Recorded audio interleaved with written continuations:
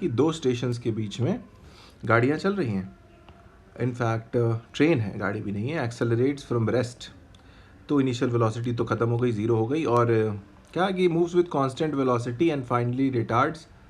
पहले तो एक्सेलरेट हुआ यूनिफॉर्मली एट फर्स्ट, फिर कांस्टेंट वेलोसिटी से चला और फिर फाइनली रिटार्ड हुआ।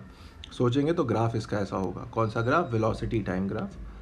मैं इसको बिना वेलोसिटी टाइम ग्राफ के भी सॉल्व कर सकता हूँ, पर ये एक अच्छा तरीका रहेगा कि पहले मैं सोचूं कि एक्सेलरेट हुआ, फिर एक अच्छे टाइम के लिए वेलोसिटी देखिए कांस्टेंट कर दी मैंने, और फिर रिटार्ड करके फाइनली रेस्ट पे ला दिया, वेलोसिटी ज़ीरो कर दी।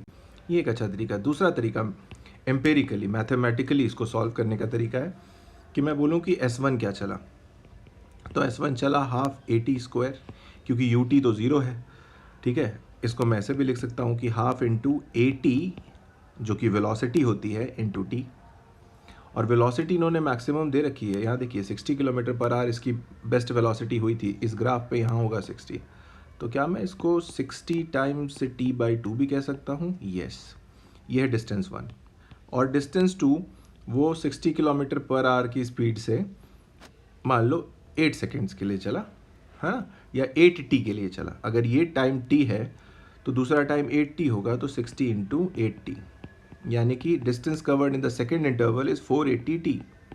और अब तीसरा वाला भी सोचूंगा तो वो तो उतना ही चलेगा ना जितना फर्स्ट वाले में चला था, तो that will be 60T/2 again equal to S1।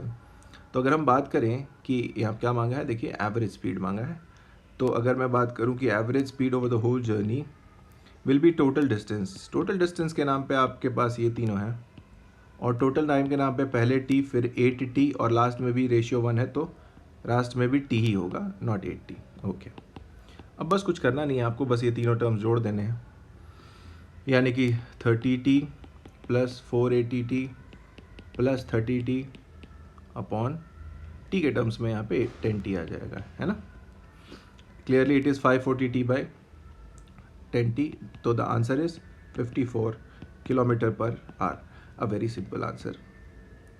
और फॉर्मूला हमने वही यूज़ किया, total distance by total time. So yes, the option number 3 here is absolutely correct. That's it.